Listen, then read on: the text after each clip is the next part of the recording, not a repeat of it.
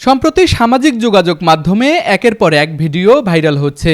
কেউ দুধ দিয়ে গোসল করে রাজনৈতিক দল পরিবর্তনের ঘোষণা দিচ্ছেন, কেউ ফুটবল দলের সমর্থন পরিবর্তন করছেন, কেউ জুয়া বা নেশা ছাড়ার কথা বলছেন, আবার কেউ দাম্পত্য সম্পর্কের ইতি টানার প্রতীক হিসেবে বেছে নিচ্ছেন এই পদ্ধতি। কিন্তু প্রশ্ন হলো, কেন দুধ দিয়ে গোসল করা হয়? দক্ষিণ এশিয়ার বিভিন্ন সংস্কৃতিতে দুধকে পবিত্রতা, শুদ্ধতা ও নতুন শুরুর প্রতীক হিসেবে দেখা হয়। বহু ধর্মীয় ও লোকজ আচার অনুষ্ঠানে দুধ ব্যবহারের প্রচলন রয়েছে। সেই ধারাবাহিকতায় অনেকেই অতীতের কোনো কাজ, অভ্যাস বা পরিচয় থেকে নিজেকে আলাদা করার প্রতীক হিসেবে দুধ দিয়ে গোসল করেন।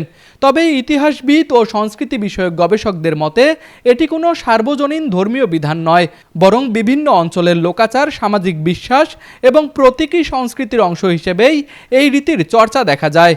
সাম্প্রতিক সময়ে সামাজিক যোগাযোগ মাধ্যমের প্রভাবে বিষয়টি নতুন মাত্রা পেয়েছে।